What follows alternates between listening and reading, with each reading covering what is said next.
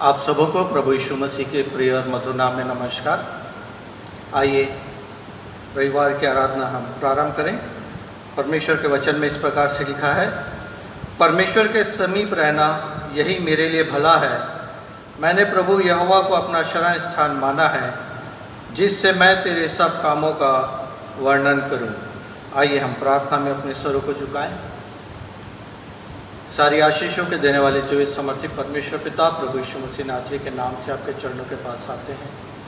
हृदय से धन्यवाद देते हैं प्रभु जी कि आपने अब लो हमें जीवितों के बीच में रखा पिता, कि हम प्रभु अपने जीवन के द्वारा आपके नाम की महिमा कर सकें, आपकी तारीफ कर सकें। प्रभु धन्यवाद देते हैं प्रभु, आपने हमें हर प्रकार की सुरक्षा प्रदान की, हमारी कलीसिया के प्रत्येक सदस्य को आशीषों से परिपूर्ण किया प्रभु जी। और प्रभु जी प्रत्येक जन आप में सुरक्षित पाए जाते हैं, इसके लिए हम आपको हृदय से धन्यवाद देते हैं पिता। और आपसे विनती करते हैं प्रभु जी, जबकि आज हम अपनी आराधना में पुनः शामिल होते हैं प्रभु जी, हम सबों पर अपनी आशीष का हाथ रखिए पिता। हम जब अपने घरों में हैं, अपने कार्य क्षेत्रों में हैं या किसी अन्य स्थान में हैं प्रभु जी, अगर इस आराधना में हम सहभागी हैं प्रभु जी, हम पर अपनी आशीष का हाथ रखिए प्रभु, और हमें हर प्रकार की आशीषों से परिपूर्ण कीजिए। आज की संपूर्ण आराधना पर आपकी आशीष का हाथ होने पाए। प्रार्थना प्रभु यीशु मसीह के जीवित पवित्र और सामर्थी नाम से मांगते हैं, आमीन। प्रियो, हम सब यह सोच रहे थे कि शायद हम बहुत जल्द ही परमेश्वर के भवन में उपस्थित होकर के उसकी महिमा कर सकेंगे, परंतु आप सब जानते हैं कि अब पुनः लॉकडाउन शुरू हो चुका है। और ये सब बातें प्रियो प्रभु यीशु मसीह की ओर से और परमेश्वर पिता की ओर से ठहराई जाती हैं, और हम मनुष्य होने के नाते अपने सामर्थी परमेश्वर के आगे अपने स्वरों को झुका लग सकते हैं। हम अपने घरों में हैं, तो आइए आज की आराधना में हम सहभागी हों और हम सब निकालेंगे गीत का नंबर 334, यीशु नाम की दे दुहाई, तू जो दुख से है लाचार, उससे शांति और सहाय तुझे मिलती है हर बार। और एक और गीत हम उसके बाद गा लेंगे, गीत का नंबर 367, 334, गीत का नंबर 334।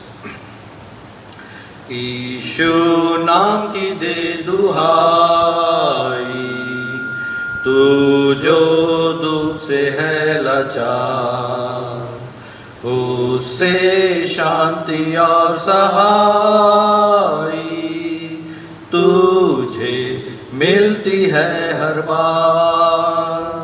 मधुर नाम, प्रिय नाम, जिससे हुआ त्राण का काम। मधुर नाम, प्रिय नाम, जिससे हुआ त्राण का काम। यीशु नाम को नित्य भजो, वो ही ढाल और चट्टान, देता वही बल निर्बल को, उसको तू सहायक जान। मधुर नाम, प्रिय नाम, जिससे हुआ त्राण का काम। मधुर नाम, प्रिय नाम, जिससे हुआ त्राण का काम। क्या ही प्रिय यीशु नाम है, जिससे बढ़ती मन की प्रीत, उसको भजना हर्ष का काम है। वो है पापी जन का मीत। मधुर नाम, प्रिय नाम, जिससे हुआ त्राण का काम। मधुर नाम, प्रिय नाम, जिससे हुआ त्राण का काम। यीशु नाम की कर बढ़ाई,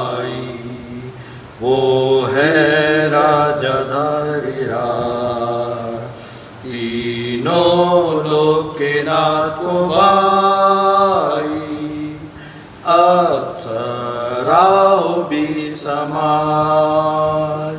मधुर नाम, प्रिय नाम, जिससे हुआ त्राण का काम। मधुर नाम, प्रिय नाम, जिससे हुआ त्राण का काम। एक गीत हम और गा लेंगे, गीत का नंबर 367, 367। प्रभु तेरा हूँ, तेरे वचन से तेरा प्रेम पहचानता हूँ। मेरी लालसा है कि विश्वास से मैं जाके तेरे पास रहूँ।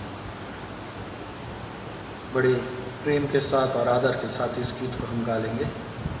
प्रभु तेरा हूँ, तेरे वचन से तेरा प्रेम पहचानता हूँ। मेरी लालसा है कि विश्वास से मैं जाके तेरे पास रहूं। रक्त मुझको है मसीह जहाँ सोता क्रूस से खास। रक्त मुझको है मसीह अपने घायल पांजर पार। आत्मिक शांति से काम के योग्य कर मुझको सेवा में लगा। मेरा मन कर स्थिर मेरी इच्छा को अपनी इच्छा से मिला। रक्त मुझको है मसीह जहाँ सोता क्रूस से खास। रक्त मुझको है मसीह अपने घायल पांजर पार। अपनी प्रार्थना में जैसे मित्र से तैसे तुझसे बात करूं। जो एक घड़ी भी तेरे संग रहूं तो महाआनंदित हूँ। रक्त मुझको है मसीह जहाँ सोता क्रूस से खास। रक्त मुझको है मसीह अपने घायल पांजर पार। सबसे गहरा प्रेम मैं न जानूंगा जब तक स्वर्ग न जाऊंगा। सबसे श्रेष्ठ आनंद तब मिलेगा जब तुझको आँख से देखूंगा। रक्त मुझको है मसीह जहाँ सोता क्रूस से खास। रक्त मुझको है मसीह अपने घायल पांजर पार। इन गीतों के द्वारा परमेश्वर पिता हमें आशीषित करे। आइए हम सब उत्तरवादी पाठ पढ़ने में सहभागी हों। हम सब निकालेंगे उत्तरवादी पाठ क्रमांक 7, संपूर्ण मन से यहोवा पर भरोसा, और इसे हम एक साथ पढ़ लेंगे। उत्तरवादी पाठ क्रमांक 7। मैं धीरज से यहोवा की बाट जोता रहा और उसने मेरी ओर झुककर मेरी दुहाई सुनी। उसने मुझे सत्यानाश के गड्ढे और दलदल की कीच में से गुबारा और मुझको चट्टान पर खड़ा करके मेरे पैरों को दृढ़ किया है। उसने मुझे एक नया गीत सिखाया जो हमारे परमेश्वर की स्तुति का है। बहुतेरे यह देख कर डरेंगे और यहोवा पर भरोसा रखेंगे। क्या ही धन्य है वह पुरुष जो यहोवा पर भरोसा करता है और अभिमानियों और मिथ्या की ओर मुड़ने वालों की ओर मुँह ना फेरता हो। हे मेरे परमेश्वर यहोवा, तूने बहुत से काम किए हैं। जो आश्चर्य कर्म और कल्पनाएं तू हमारे लिए करता है वह बहुत सी हैं, तेरे तुल्य कोई नहीं। मैं तो चाहता हूँ कि खोलकर उनकी चर्चा करूँ, परंतु उनकी गिनती नहीं हो सकती। मेल बलि और अन्न बलि से तू प्रसन्न नहीं होता। तूने मेरे कान खोद कर खुले हैं। होम बलि और पाप बलि तूने नहीं चाहा। तब मैंने कहा, देख मैं आया हूँ, क्योंकि पुस्तक में मेरे विषय ऐसा ही लिखा हुआ है। हे मेरे परमेश्वर, मैं तेरी इच्छा पूरी करने से प्रसन्न हूँ और तेरी व्यवस्था मेरे अंतःकरण में बनी है। मैंने बड़ी सभा में धर्म के शुभ समाचार का प्रचार किया है। देख, मैंने अपना मुंह बंद नहीं किया। हे यहोवा, तू इसे जानता है। मैंने तेरा धर्म मन ही में नहीं रखा। मैंने तेरी सच्चाई और तेरे किए हुए उद्धार की चर्चा की है। मैंने तेरी करुणा और सत्यता बड़ी सभा में गुप्त नहीं रखी। हे यहोवा, तू भी अपनी बड़ी दया मुझ पर से ना हटा ले। तेरी करुणा और सत्यता से निरंतर मेरी रक्षा होती रहे, क्योंकि मैं अनगिनत बुराइयों से घिरा हूँ। मेरे अधर्म के कामों ने मुझे आ पकड़ा और मैं दृष्टि नहीं उठा सकता। वे गिनती में मेरे सिर के बालों से भी अधिक हैं, इसलिए मेरा हृदय टूट गया। हे यहोवा, कृपा करके मुझे छुड़ा ले। यहोवा, मेरी सहायता के लिए फुर्ती कर। मैं तो दीन और दरिद्र हूँ, तो भी प्रभु मेरी चिंता करता है। तू मेरा सहायक और छुड़ाने वाला है। हे मेरे परमेश्वर, विलम्ब ना कर। परमेश्वर अपने पढ़े गए सुने गए वचन पर आशीष का हाथ रखे।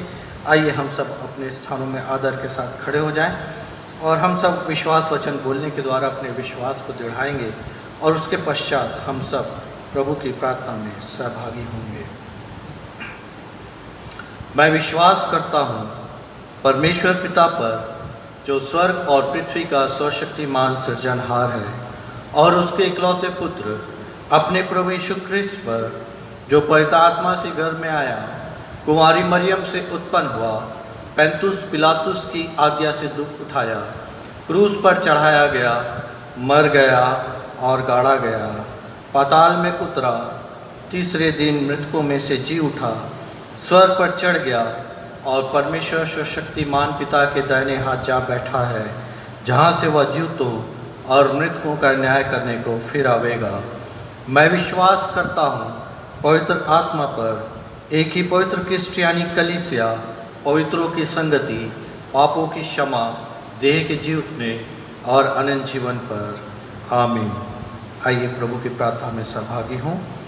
हे हमारे पिता, तू जो स्वर्ग में है, तेरा नाम पवित्र माना जाए, तेरा राज्य आवे, तेरी इच्छा जैसे स्वर्ग में पूरी होती है वैसे ही पृथ्वी पर भी हो। हमारे दिन भर की रोटी आज हमें दे, और जैसे हमने अपने अपराधियों को क्षमा किया है वैसे ही हमारे अपराधियों को क्षमा कर, और हमें परीक्षा में ना ला, परंतु बुराई से बचा, क्योंकि राज, पराक्रम और महिमा सदा तेरे हैं। आमीन। आइए प्रियो, अपने स्थान ग्रहण कर लीजिए। हम एक गीत और गा लेंगे, गीत का नंबर 504, और इसका सिर्फ हम एक ही पद गा लेंगे और उसके पश्चात हम सब कलीसियाई प्रार्थना में सहभागी होंगे। गीत का नंबर माफ़ करेंगे 604, गीत का number 604।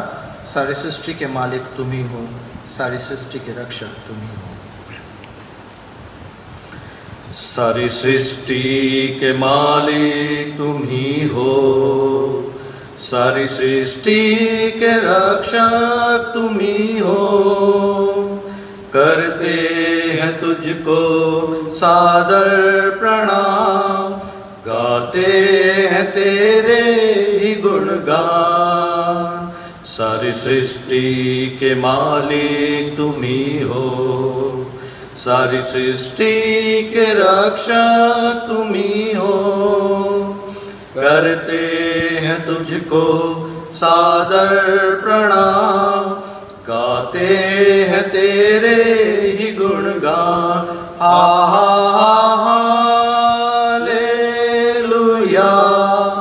Hallelujah,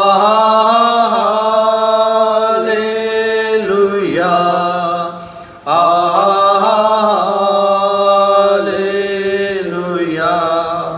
hallelujah,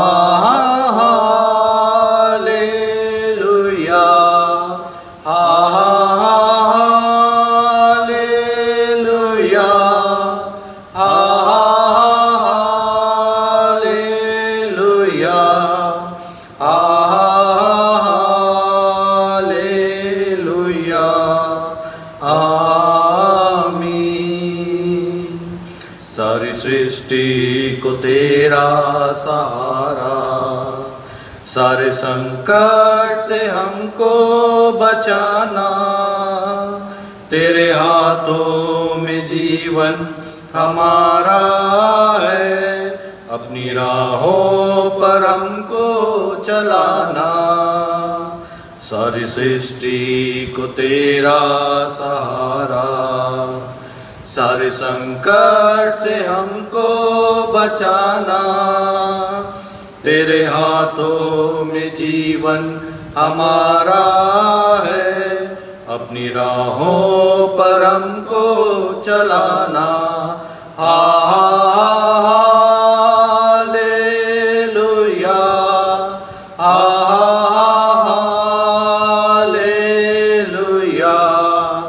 hallelujah,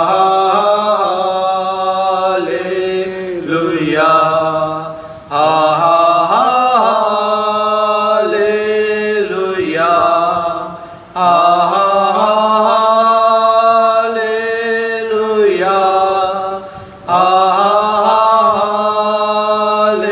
hallelujah, hallelujah, आमीन। आइए हम प्रार्थना में अपने सर को झुकाएं। जीवित समर्थी परमेश्वर पिता, प्रभु यीशु मसीह नासरी के नाम से आपके चरणों के पास आते हैं और इस सुंदर सुबह के समय प्रभु जी हम अपने आप को आपके सामने अर्पित करते हैं। पिताजी, हम तो पापी और बेबस मनुष्य हैं, लाचार हैं प्रभु, हमसे हर समय पाप ही हुआ है प्रभु, हमने कभी भला नहीं चाहा प्रभु जी। हम सब आपसे क्षमा चाहते अपनी तमाम बुराइयों के लिए, उन तमाम पाप अपराधों के लिए पिता जो जाने अनजाने में हमने आपके विरुद्ध की या किसी के विरुद्ध की है प्रभु। हम आपसे विनती करते हैं स्वामी, हम पर अपनी दयानुग्रह बनाए रखें। हम आपके बड़े नाम को धन्य कहते हैं पिता, क्योंकि आपने अपनी करुणा और अपनी दया से हमें जीवितों के बीच में रखा है प्रभु। हम सबके हृदय धन्यवाद से भरे हुए हैं प्रभु जी, जबकि ये विश्व प्रभु जी ऐसी महामारी से ग्रसित है जिसका कि अंत होता नहीं दिखता है प्रभु जी।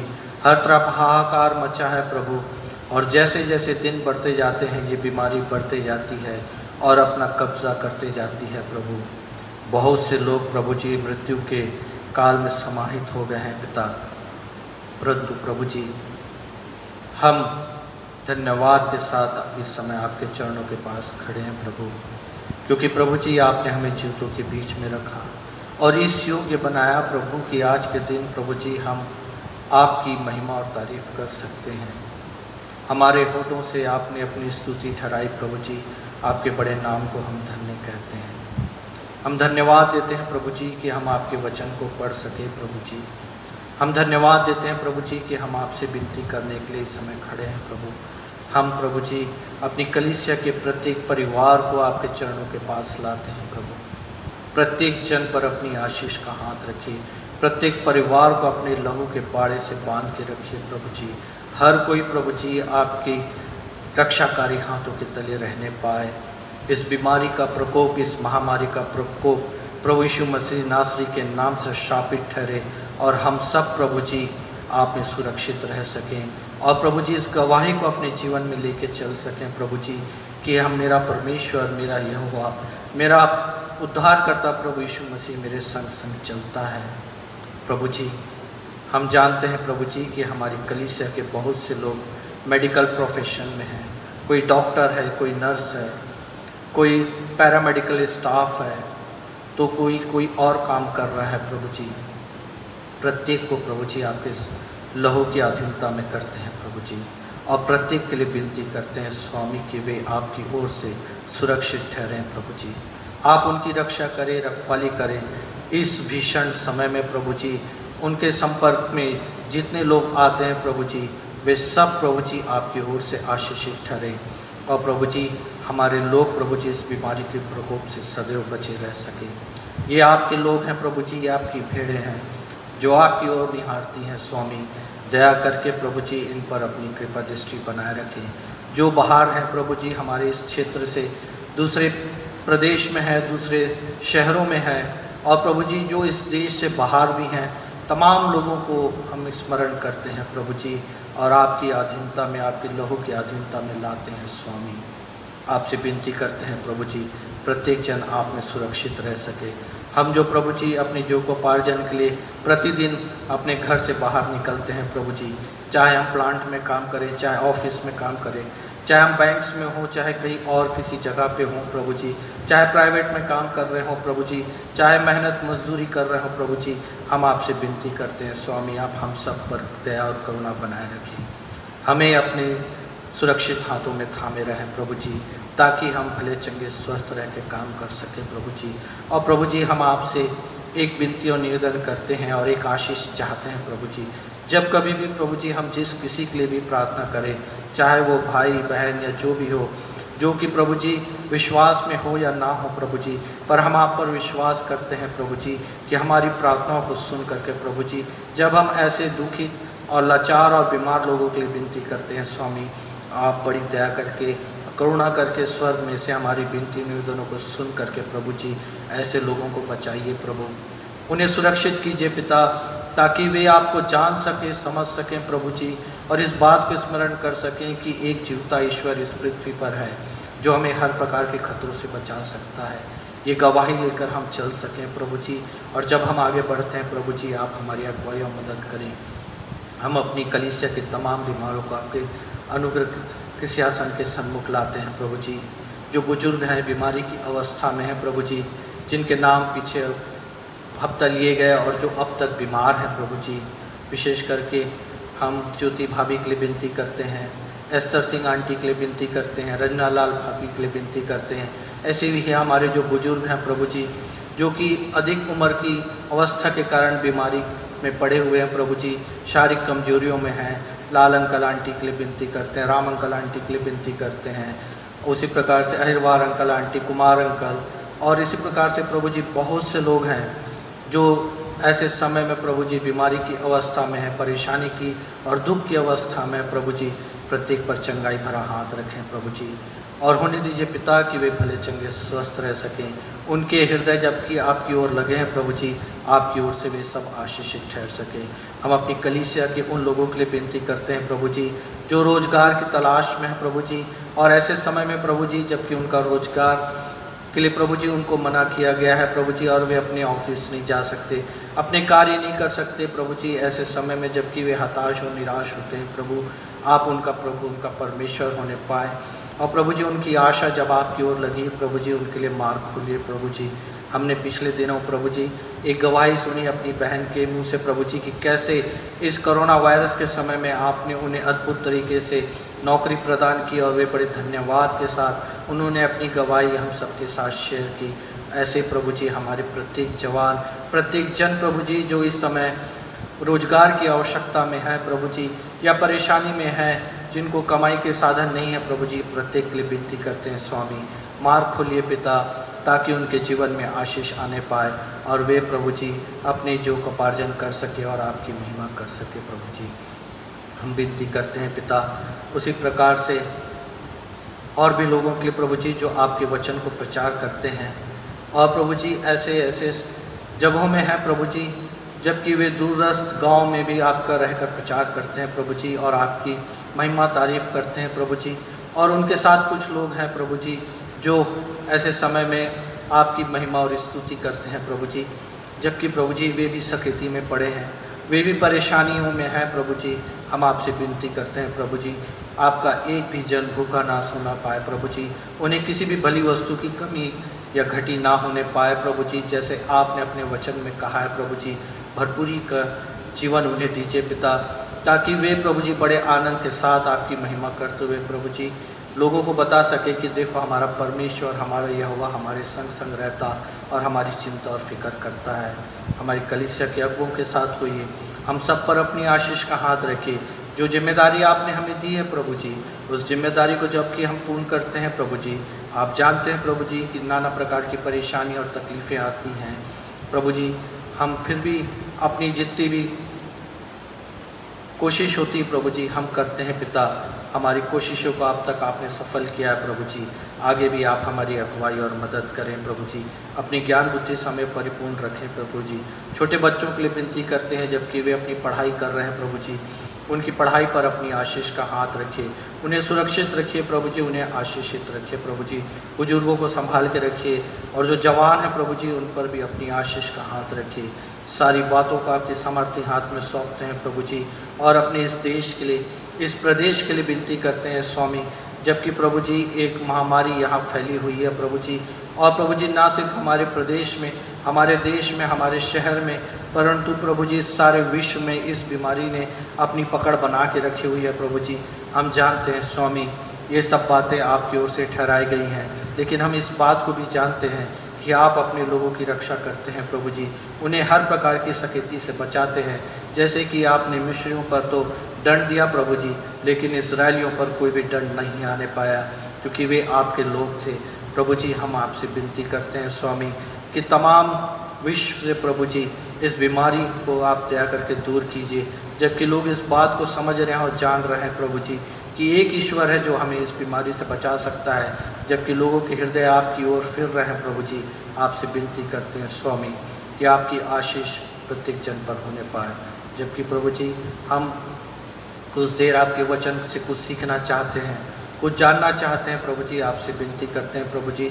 लेकिन भाई अनुपम राम का आप नए सिरे से अभिषेक करें, वचन में उन्हें प्रबल बनाएं प्रभु जी, ताकि जब वे आपके वचन को लेकर खड़े होते हैं प्रभु जी, आपकी आत्मा की अगुवाई से वचन का प्रचार कर सके प्रभु जी। सारी बातों के लिए आपको हृदय से धन्यवाद देते हैं। जाने अनजाने में अगर कोई विषय छूट गया है प्रभु जी, आप सब बातों को समझते हैं, जानते हैं प्रभु जी, सब बातें आपके अधीन है प्रभु जी। आप बड़ी दया करके प्रभु जी अपनी आशीष के द्वारा सारी बातों को पूर्ण करें। धन्यवाद के साथ इस प्रार्थना को प्रभु यीशु मसीह के जीवित पवित्र और समर्थी नाम से मांगते हैं, आमीन। प्रियो, ये वक्त आ गया है कि हम अपना ध्यान परमेश्वर के जीवित वचन की ओर लगाएं, और आज का वचन के लिए डिकन भाई अनुपम राम हमारे समक्ष होंगे और वे वचन पढ़ने में हमारी अगुवाई करेंगे और उसके पश्चात वे वचन पर प्रकाश भी डालेंगे। डिकन भाई अनुपम राम। प्रभु यीशु मसीह के मधुर नाम में आप सबों को जय मसीह की। आशा करता हूं कि इस समय हम सभी अपने घरों में परमेश्वर की महिमा स्तुति कर रहे हैं। हम धन्यवाद देते हैं परमेश्वर को कि परमेश्वर ने ऐसे महामारी के समय में भी हम सबों को सुरक्षित और भला चंगा रखा है, ताकि हम परमेश्वर की महिमा स्तुति करते रहें और उसे धन्यवाद देते रहें।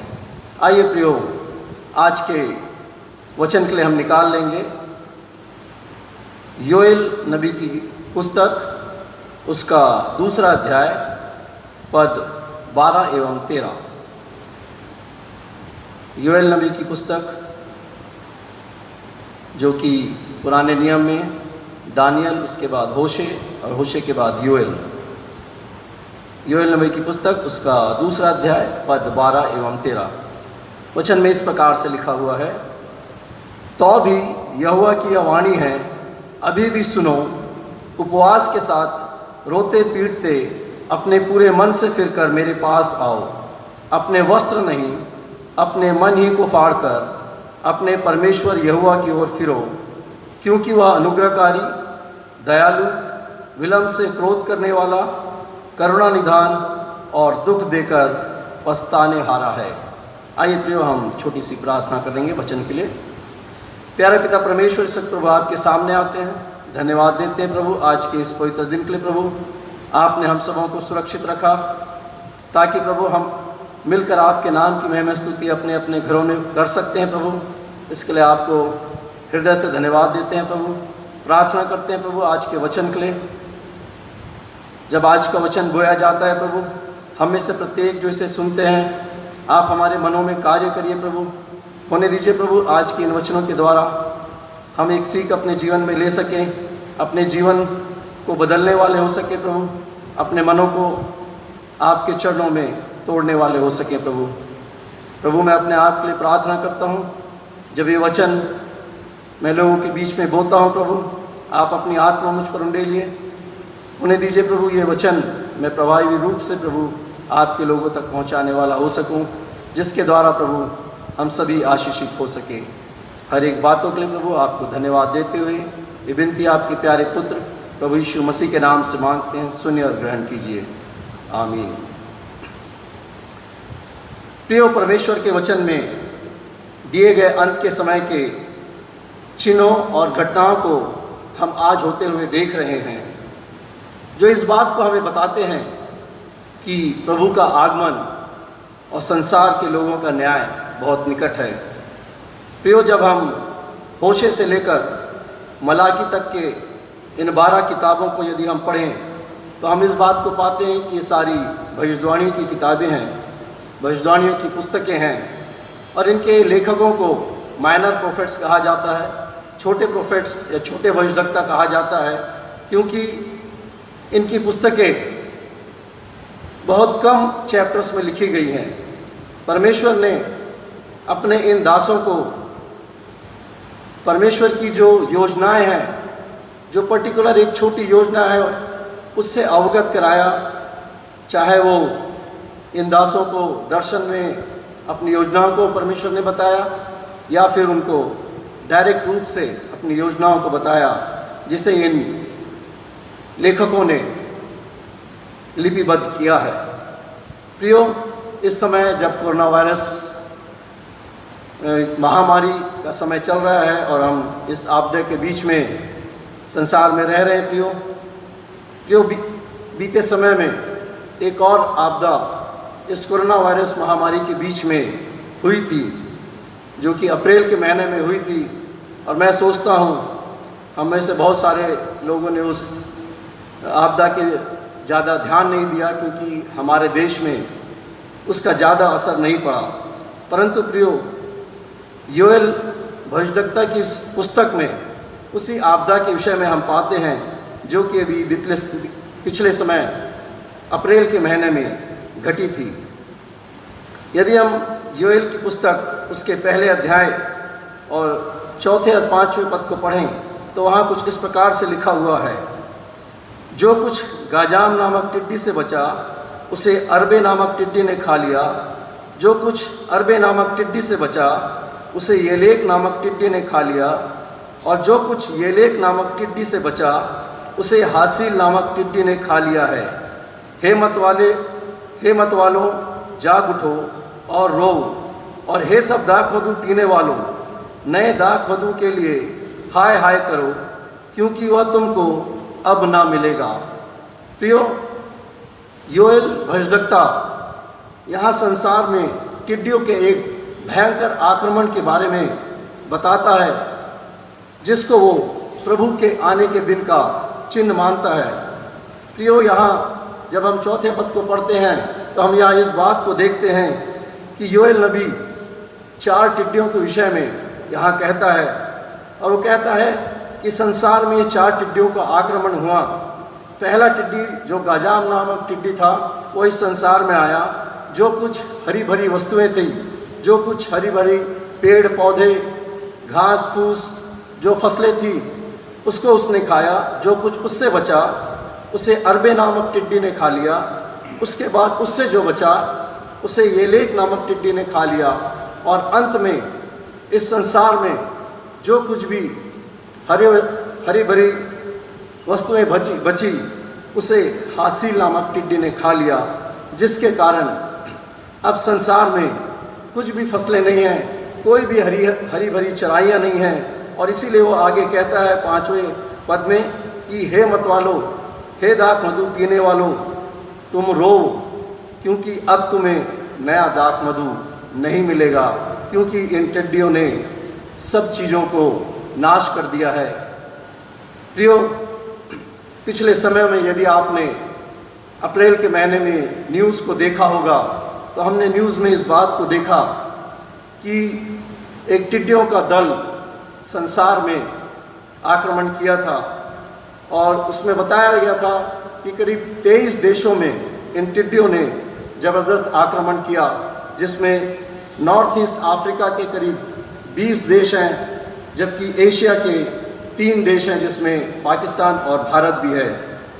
प्रियो, इन टिड्डियों ने अफ्रीका के इथियोपिया, सोमालिया और कीनिया जैसे देशों में इतना ज़बरदस्त आक्रमण किया कि वहाँ पर फूड क्राइसिस हो गया, वहाँ की इकोनॉमिक कंडीशन भी ख़राब हो गई और फूड ग्रेन्स की काफ़ी कमी हो गई।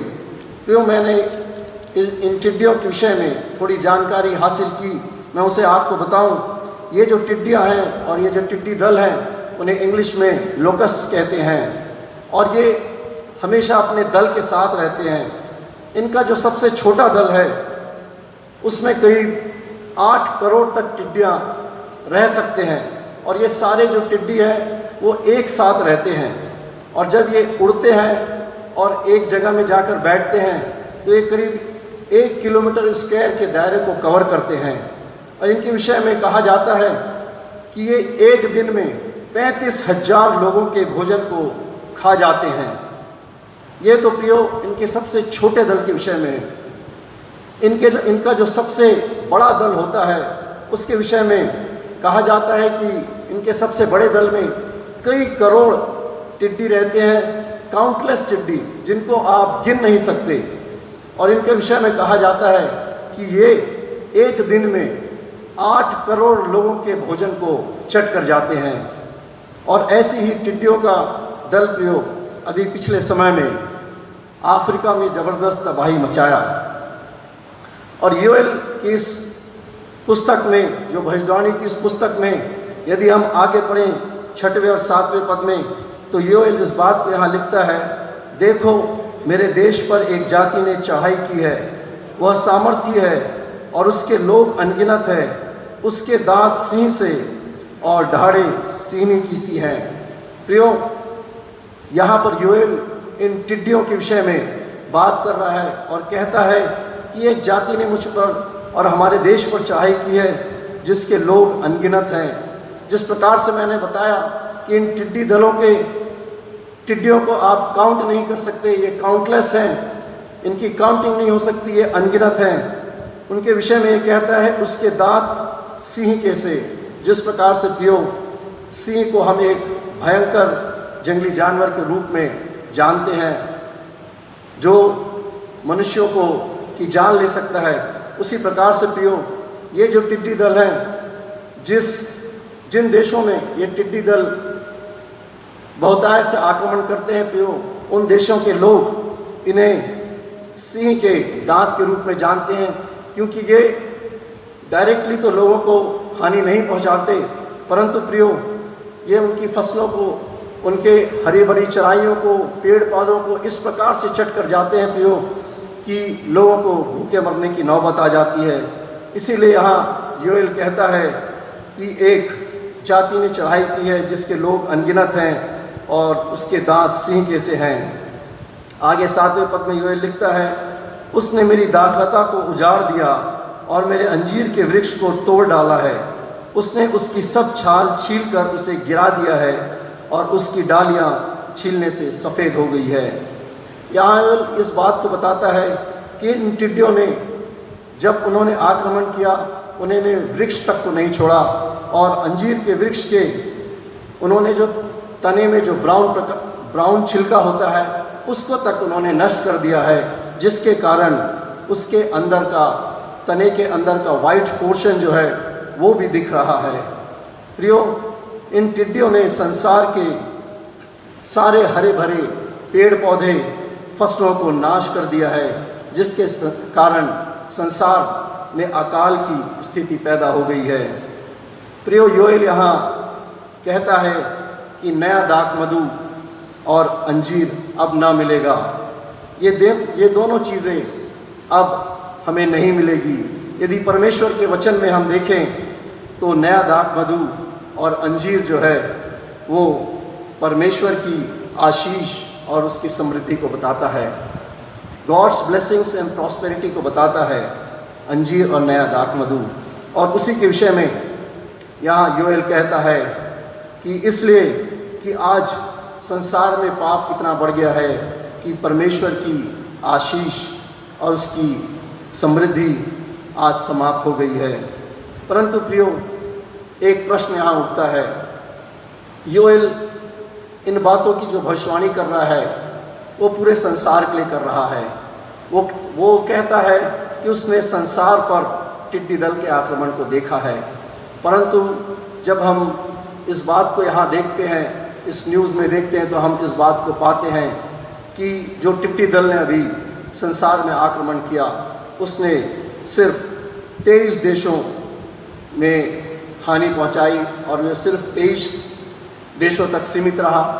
हमारे देश के राजस्थान से होते हुए मध्य प्रदेश तक आया और मध्य प्रदेश के बाद वो टिड्डी दल जो है वो समाप्त हो गए। प्रियो, पिछले समयों में मैं परमेश्वर के एक दास भविष्यद्वक्ता के वचनों को सुन रहा था और वे इस बात को कह रहे थे कि मैंने बहुत सारे देशों के विषय में, बाढ़, भूकंप और आग के विषय में भविष्यवाणी की और उन देशों में ये सारी चीज़ें हुई भी, परंतु उतना ज़्यादा जान माल का नुकसान नहीं हुआ। आप जानते हैं क्यों? क्योंकि आज परमेश्वर के दास, परमेश्वर के लोग उपवास की प्रार्थना में लगे हुए हैं। वे परमेश्वर से लगातार प्रार्थना कर रहे हैं कि प्रभु संसार के लोगों पर तरस खाइए, प्रभु संसार के लोगों पर दया करिए, ताकि और भी लोग पश्चाताप कर सके, आपके पास आ सके और बचाए जा सकें। और प्रियो, इसीलिए ये जो घटनाएं जो भविष्यद्वक्ताओं ने कही है, बहुत सी घटनाएं हो तो रही है परंतु वो बीच में रुक जा रही हैं। उदाहरण के लिए यदि हम मूसा की बात देखें प्रियो, जब मूसा इस्राएलियों को मिस्र देश से की बंधुआई में से छुड़ा कर ला रहा था, और हम सभी जानते हैं कि इस्राएली लोग बार बार परमेश्वर से दूर हो जाते थे, परमेश्वर के विरोध में हो जाते थे। और जब मूसा सिनै पर्वत में परमेश्वर से बातें करने को जाता है, और तब हम इस बात को जानते हैं कि इस्राएली लोग सोने के एक बछड़े को हारून से बनवा लेते हैं और वे उसकी उपासना करने लगते हैं। और यदि हम निर्गमन उसके 32वें अध्याय 8 से 10 पद तक हम पढ़ें तो इसके विषय में इस बात को वचन बताता है। और वहाँ लिखा है, और जिस मार्ग पर चलने की आज्ञा मैंने उनको दी थी उसको झटपट छोड़कर उन्होंने एक बछड़ा ढालकर बना लिया, फिर उसको दंडवत किया और उसके लिए बलिदान भी चढ़ाया और यह कहा है, हे इस्राएलियों, तुम्हारा ईश्वर जो तुम्हें मिस्र देश से छुड़ा ले आया है वह यही है। फिर यहोवा ने मूसा से कहा, मैंने इन लोगों को देखा और सुन, वे हठीले हैं। अब मुझे मत रोक, मेरा कोप उन पर भड़क उठा है जिससे मैं उन्हें भस्म करूं, परंतु तुझसे एक बड़ी जाति उपजाऊंगा। प्रियो, यहाँ पर हम इस बात को देखते हैं कि परमेश्वर इन इस्राएली लोगों से इतना नाराज़ हो गया कि वो इन लोगों को समाप्त करने के विषय में कहता है मूसा से। परंतु हम सभी इस बात को जानते हैं कि मूसा ने परमेश्वर से प्रार्थना की, परमेश्वर से विनती की, परमेश्वर को मनाया और उसके बाद परमेश्वर ने इस्राएली लोगों को माफ़ कर दिया। प्रियो, परमेश्वर अपने दासों की प्रार्थनाओं को सुनता है, जिसके कारण आज हमें समय पर समय मिलता चला जा रहा है। यदि हम योएल की पुस्तक के पहले अध्याय के 15वें पद को पढ़े प्रियो, तो वहाँ एक और भविष्यवाणी के विषय में हम पाते हैं। और इस 15वें पद में योएल लिखता है, उस दिन के कारण हाय, क्योंकि यहोवा का दिन निकट है। वह सर्वशक्तिमान की ओर से सत्यानाश का दिन होकर आएगा। क्या भोजन वस्तुएं हमारे देखते नष्ट नहीं हुई? क्या हमारे परमेश्वर के भवन का आनंद और मगन जाता नहीं रहा? प्रियो, यदि हम आज कुछ देर सोचें, योएल ने इन भविष्यवाणी की किताब को आज से करीब 2500 वर्ष पूर्व उसने लिख दिया था। और वो यहाँ कहता है 16वें पद में, क्या हमारे परमेश्वर के भवन का आनंद और मगन जाता नहीं रहा? आज पिछले 3-4 महीनों से प्रियो हमने अपने परमेश्वर के भवन में जाकर उसकी आराधना स्तुति नहीं की है। आज हमने अपने पिछले 3-4 महीनों से हम अपने परमेश्वर के भवन में जाकर हमने आनंद नहीं मनाया है। ना कोई संडे स्कूल, ना VBS, ना कोई विवाह जहाँ लोग आनंद मनाया करते थे। प्रियो, इस बात को हम सोचें, क्या कभी हमारे मस्तिष्क में ये बात आई कि कभी ऐसा भी हो सकता है कि परमेश्वर के भवन में ताला लग जाए? हाँ प्रियो, इस बात को हम जरूर सोच सकते हैं कि कुछ एक देश में ऐसा हो सकता है फ्यूचर में। ये बातें हमारे मनों में भले आई थी कि हो सकता है आने वाले समयों में शायद हमारे देश या और कुछ देश में हम शायद परमेश्वर की आराधना अपने भवन में जाकर नहीं कर सकें। परंतु क्या आपने सोचा कि अमेरिका और इटली जैसे क्रिश्चियन कंट्री में भी परमेश्वर के भवन में ताले लग जाएंगे? आज पूरे संसार में परमेश्वर के भवन में ताले लगे हुए हैं। आज लोग परमेश्वर के भवन में जाकर आनंद नहीं कर सक रहे हैं, उसकी महिमा, उसकी आराधना नहीं कर सक रहे हैं प्रियो। परंतु योएल ने इस बात को आज से 2500 वर्ष पूर्व लिख दिया था। यदि इसके 13वें पद को हम पढ़ें और उसके सेकंड पार्ट को, तो यहाँ पर योएल लिखता है, क्योंकि तुम्हारे परमेश्वर के भवन में अन्न बलि और अर्घ अब नहीं आते। यहाँ योएल इस बात को भी बताता है प्रियो कि परमेश्वर के भवन में भेंटें आने बंद हो गई है। और हम इस बात को पिछले 3-4 महीनों से देख रहे हैं कि जब सारे आराधनालयों में ताले लगे हुए हैं, परमेश्वर के भवन में किसी भी प्रकार की भेंट नहीं आ रही है। और इन बातों को प्रियो योएल ने आज से 2500 वर्ष पूर्व लिख दिया था। प्रियो, यदि हम योएल की पुस्तक के 2 अध्याय और जब हम 12वें और 13वें पद में आते हैं तो योएल इस बात को यहाँ कहता है, तो भी यहोवा की यह वाणी है, अभी भी सुनो, उपवास के साथ रोते पीटते अपने पूरे मन से फिरकर मेरे पास आओ। प्रियो, योएल की कही गई ये भविष्यवाणियाँ आज हम इस संसार में पूरी होते हुए देख रहे हैं। और इसलिए योएल इस बात को यहाँ कहता है कि आज जब संसार के लोग पाप में पड़े हुए हैं, आज जब हम पाप की गुलामी में पड़े हुए हैं, आज जब हम संसारिकता में खोए हुए हैं, ऐसे समय में वो कहता है कि यहोवा की वाणी है, आप भले ही पाप में क्यों ना पड़े हुए हो, तो भी यहोवा ये कहता है कि अभी भी उसकी सुनो, अभी भी उपवास के साथ अपने हृदय को नरम करके, अपने पापों को मान करके, पश्चाताप करके, सच्चे हृदय, सच्चे मन से परमेश्वर के पास आओ, तो परमेश्वर तुम्हें माफ़ करने के लिए तैयार है। प्रियो, भजन संहिता का लिखने वाला दाऊद भजन संहिता 51 के 17वें पद में कहता है, टूटा मन परमेश्वर के योग्य बलिदान है। हे परमेश्वर, तू टूटे और पिसे हुए मन को तुच्छ नहीं जानता। प्रियो, परमेश्वर आज हमारे टूटे हुए मन को चाहता है। वो कहता है कि अपने वस्त्र नहीं, अपने मन ही को फाड़कर अपने परमेश्वर यहोवा की ओर फिरो। प्रियो, पुराने समय में यहूदी लोग अपने दुख को, अपने पश्चाताप को खुले तौर पर दिखाना पसंद करते थे। बहुत सारे बातें प्रियो हम उनके विषय में इस बात में पाते हैं कि वो किस प्रकार से अपने वस्त्रों को फाड़ कर वो ये शो करते थे कि वे दुखित हैं।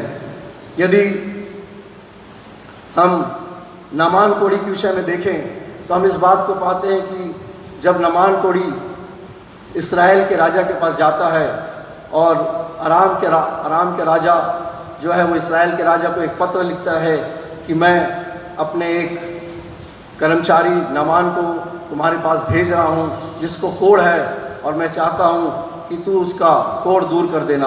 और जब इस पत्र को इस्राएल का राजा पढ़ता है तो वहाँ वचन कहता है कि इस्राएल के राजा ने अपने वस्त्र फाड़े। और इस्राएल का राजा कहता है, क्या मैं मारने और जिलाने वाला परमेश्वर हूँ कि इस व्यक्ति ने मुझसे कहा है कि मैं अपने कर्मचारी को भेज रहा हूँ तो उसका कोढ़ दूर कर देना। प्रियो, यहाँ पर हम देखते हैं कि वो अपना इस्राएल का राजा अपना वस्त्र को फाड़कर अपना क्रोध प्रकट कर रहा है। यदि हम योना के विषय में देखें, जब योना निनवे नगर को जाता है और वहाँ प्रचार करता है कि 40 दिन में यदि निनवे नगर के निवासी पश्चाताप नहीं किए, परमेश्वर की ओर नहीं फिरे, तो परमेश्वर 40 दिन के पश्चात निनवे नगर को उलट देगा। तो हम इस बात को पाते हैं कि वहाँ के न सिर्फ वहाँ के लोगों ने परंतु वहाँ के राजा ने भी इस बात को माना और उसने पश्चाताप किया। और वहाँ इस बात को बताया गया है कि उसने अपने राजकीय वस्त्र उतार दिए और वो टाट ओढ़कर राख में बैठ गया। और उसने ये आज्ञा भी निकाली कि हमारे नगर के सारे लोग टाट ओढ़कर राख में बैठ जाए, यहाँ तक कि जानवरों को भी टाट ओढ़ाया जाए, ऐसी आज्ञा उसने निकाली थी। यहाँ पर भी प्रियो हम देखते हैं कि वो अपना पश्चातापी मन दिखाकर प्रकट कर रहे हैं। यदि हम अय्यूब के विषय में देखें तो प्रियो वहाँ पर भी हम इस बात को पाते हैं कि जब अय्यूब को बहुत फोड़े फुंसी हो गया और वो रात में बैठा, तब उसके 3 मित्र उसके पास आए और वहाँ पर वचन बताता है अय्यूब उसके दूसरे अध्याय और 12वें पद में कि और उन्होंने अपना अपना बागा फाड़ा और आकाश की ओर धूल उड़ाकर अपने अपने सिर पर डाली। तो यहाँ पर भी हम देखते हैं कि अय्यूब के मित्र अपना दुख अय्यूब के सामने प्रकट कर रहे हैं, इस बात को बताने के लिए कि उसकी इस कंडीशन को देखकर वे भी दुखित हैं। और इसीलिए प्रियो यहाँ पर हम इस बात को देखते हैं कि परमेश्वर का वचन में योएल कहता है कि यहोवा यूँ कहता है कि अपने वस्त्र नहीं परंतु अपने मन ही को फाड़ कर मेरे पास आओ। क्यों? क्योंकि हमारा परमेश्वर अनुग्रहकारी, दयालु, विलंब से क्रोध करने वाला, करुणा निधान और दुख देकर पछताने वाला परमेश्वर है। प्रियो, यदि आज हम परमेश्वर के पास पूरे पश्चातापी मन से आते हैं प्रियो, तो वो हमारे पापों को क्षमा करने के लिए तैयार है। क्योंकि यशायाह भविष्यद्वक्ता उसके पहले अध्याय 18वें पद में वो कहता है, तुम्हारे पाप चाहे लाल रंग के हों तो भी वे हिम के समान उजले हो जाएंगे। प्रियो, आवश्यकता आज इस बात की है कि हम अपने आप को टटोलें, हम अपने आप को देखें। आज का ये समय जिसमें हम देख रहे हैं कि परमेश्वर के वचन में दी गई भविष्यवाणियाँ एक के बाद एक पूरी होती जा रही हैं। प्रियो, आज आवश्यकता है कि हम अपने आप को देखें, अपने आप पर मनन करें कि क्या हमारा संबंध परमेश्वर के साथ अच्छा है, क्या हम उसके बताए मार्ग पर चल रहे हैं, क्या हम प्रभु के आगमन के लिए तैयार हैं। यदि प्रभु आज आ जाता है या कल आ जाता है तो क्या हम बादलों पर उसके साथ उठाए जाएंगे। प्रियो, आज योएल नबी की इन भविष्यवाणियों के विषय में मैं इसीलिए आपसे बताना चाह रहा था, ताकि प्रियो इन वचनों के द्वारा हम अपने आप को मनन करें, अपने आप को देखें कि क्या हम उसके लिए तैयार हैं। परमेश्वर के पुत्र प्रभु यीशु मसीह के दोबारा आगमन के लिए क्या हम तैयार हैं। यदि नहीं तो प्रियो, आज हम जीवितों के बीच में पाए जाते हैं। आज हमारे पास वक्त है आज ही का दिन हमारे पास है प्रियो, क्योंकि कल का दिन किसी ने नहीं देखा। आज हम अपने मनों को तोड़ें और परमेश्वर के सामने अपने टूटे हृदय को रखें, क्योंकि परमेश्वर टूटा मन परमेश्वर की योग्य बलिदान है। परमेश्वर ऐसे टूटे और पिसे हुए मन को एक्सेप्ट करते हैं। आशा करता हूँ परमेश्वर इन वचनों के द्वारा हम सभी को आशीष देंगे। आमीन। इन प्रेरणादायक वचनों के लिए हम डिकन भाई अनुपम राम को हृदय से धन्यवाद देते हैं, साथ ही परमेश्वर के बड़े नाम की महिमा करते हैं कि परमेश्वर अपने वचन के द्वारा हमें दिढ़ाता है कि वो क्या चाहता है कि हम उसके लिए करें। जब भाई वचन को प्रचार कर रहे थे, मैं इसको पढ़ रहा था, तो इसी योएल दूसरे अध्याय के 30वें और 31 और 32वें पद को अगर आप पढ़ोगे तो यहाँ पर आप इस बात को देखोगे कि परमेश्वर यहोवा क्या कहते हैं। अगर 12वें पद को जो अध्याय पढ़ा गया वहाँ हम देखते हैं तो भी यहोवा की यह वाणी है, मतलब परमेश्वर यहोवा इस बात को कह रहे हैं। और 30वें पद को अगर आप देखेंगे तो वहाँ भी इस बात का उल्लेख है, और मैं आकाश में और पृथ्वी पर चमत्कार अर्थात लहू और आग और धुएं का खंभा दिखाऊंगा। यहोवा के उस बड़े और भयानक दिन के आने से पहले सूर्य अंधियारा होगा और चंद्रमा रथ सा हो जाएगा। उस समय अब हमको क्या करना है, इस समय इस बात को परमेश्वर यहोवा बहुत साफ तौर पर स्पष्टता से हमें बताते हैं। उस समय जो कोई यहोवा से प्रार्थना करेगा वह छुटकारा पाएगा। जो कोई यहोवा से प्रार्थना करेगा वह छुटकारा पाएगा। और यहोवा के वचन के अनुसार सिय्योन पर्वत पर और यरूशलेम में जिन बचे हुओं को यहोवा बुलाएगा वे उद्धार पाएंगे। जिनको परमेश्वर यहोवा चाहेगा वे ही उद्धार पाएंगे। प्रियो, ये समय है जबकि हम अपने घरों में हैं। हम तो इस बात को सोच रहे थे कि आज के दिन हम सब यहाँ उपस्थित रहते और परमेश्वर की महिमा करते और अपनी भेंटें जो हमने अपने अपने घरों में जमा की हैं उसे आज परमेश्वर की वेदी के सामने हम ला सकते थे, लेकिन परमेश्वर की मर्ज़ी कुछ और है। और हम सिर्फ अपने परमेश्वर यहोवा के सामने अपने सरों को झुका सकते हैं। उसकी जो मर्ज़ी है उसे हम चुपचाप एक्सेप्ट कर सकते हैं। प्रियो, ये वक्त होगा कि हम अपनी भेंटें अपने परमेश्वर यहोवा को समर्पित करें। हम सब निकालेंगे गीत का नंबर 504, यीशु को मैं सब कुछ देता, सब कुछ अर्पण करता हूँ, प्रतिदिन संगति उसकी प्रेम विश्वास से करता हूँ। इस गीत को गाते हुए हम बड़े धन्यवाद के साथ और आदर के साथ अपनी भेंटों को परमेश्वर यहोवा को समर्पित करें। यीशु को मैं सब कुछ देता, सब कुछ अर्पण करता हूँ, प्रतिदिन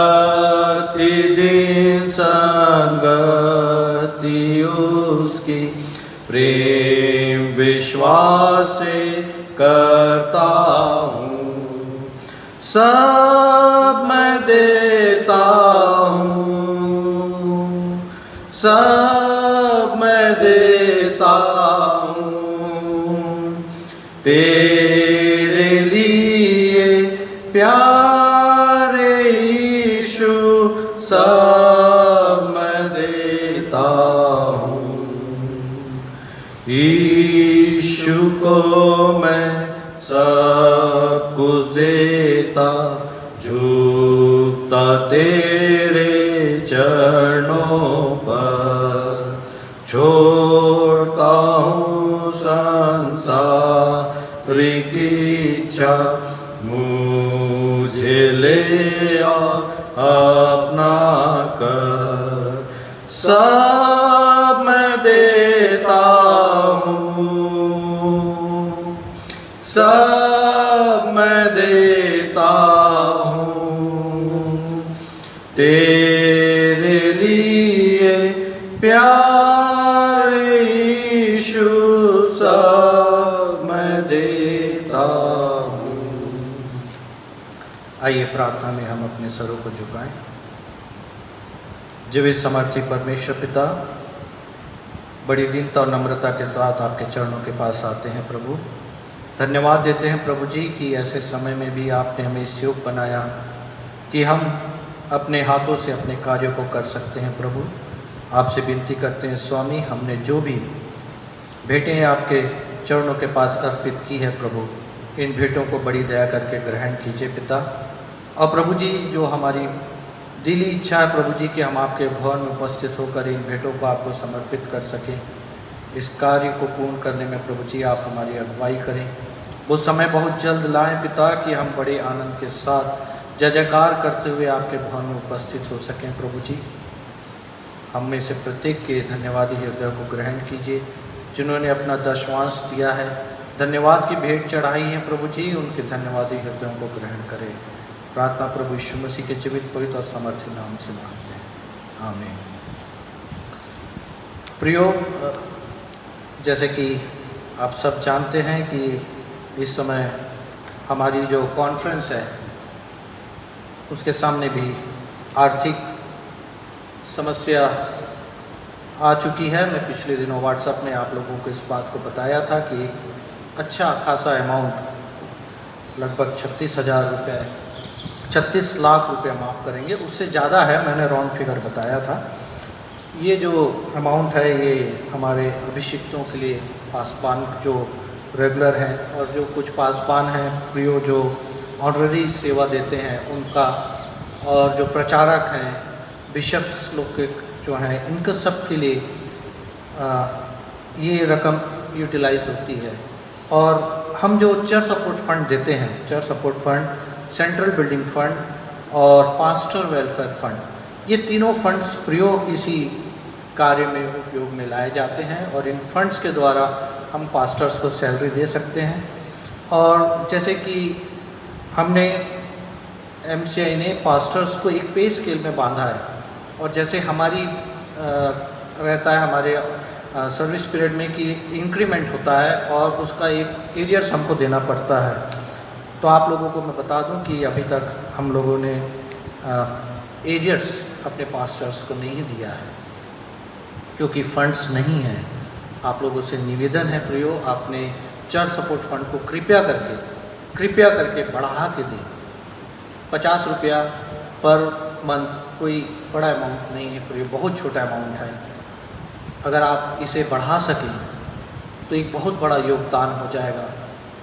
आप चाहे प्राइवेट में सर्विस करते हो, चाहे आपकी सरकारी नौकरी हो, या आपका कोई बिजनेस हो, या कोई और सोर्स ऑफ इनकम हो, इंटरेस्ट इनकम हो, या कुछ भी हो, अगर आप उसका 1% महीने में अगर आपको जितना भी मिलता है उसका 1% भी अगर आप निकालें तो एक बहुत बड़ी हेल्प हमारी MCI को हो जाएगी, और उसको आप चर्च सपोर्ट फंड के रूप में दें।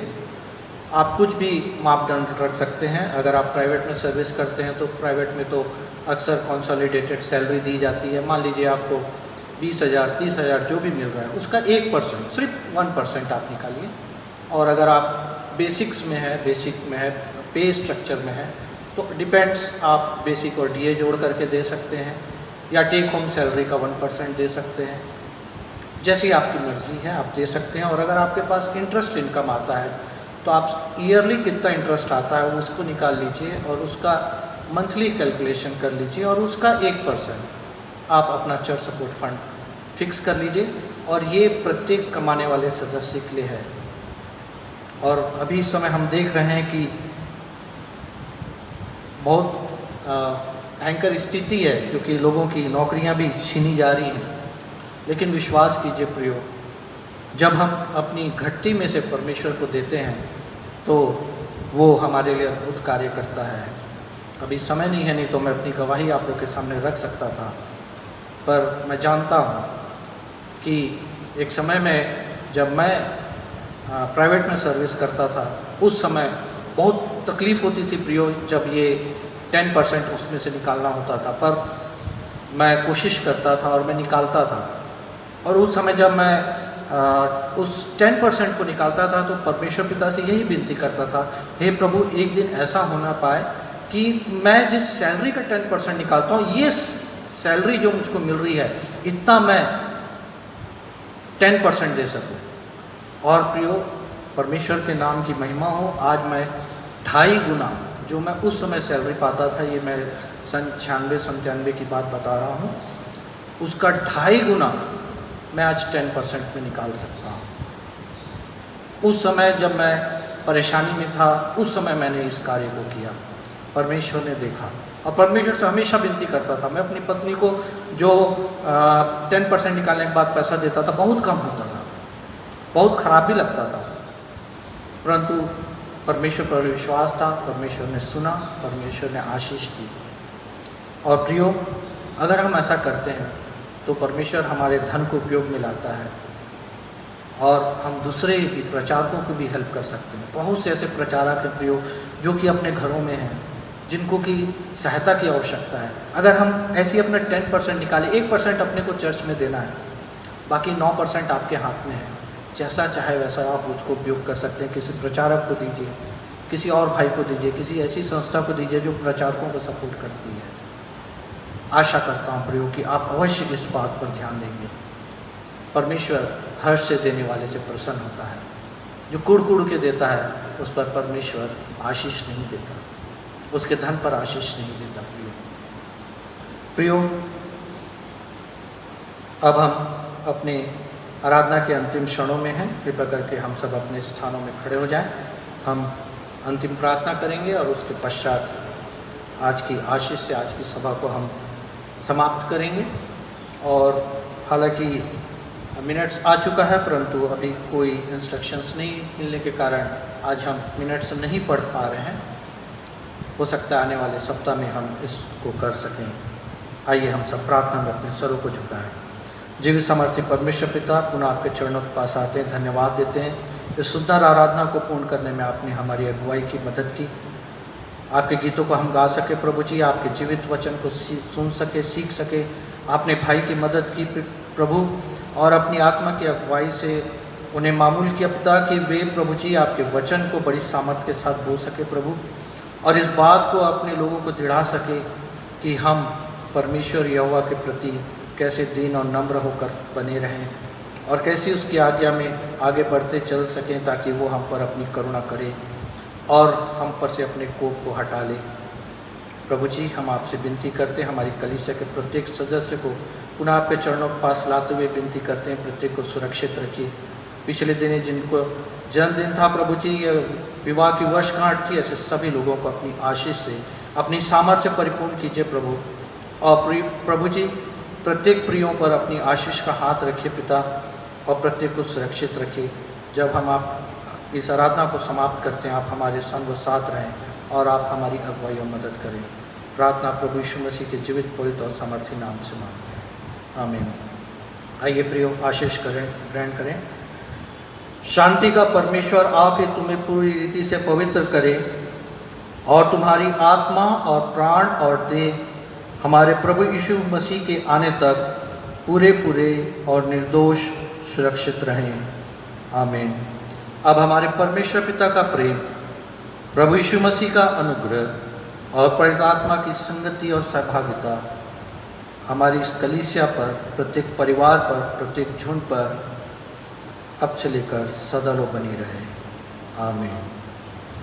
पवित्र आत्मा पिता पुत्र इन तीनों किया होवे स्तुति, जैसा कि वो आरंभ में था, अब सदा रहेगा, आमीन। आप सबों को प्रभु यीशु मसीह के प्रिय और मधुर नाम में नमस्कार। जय मसीह।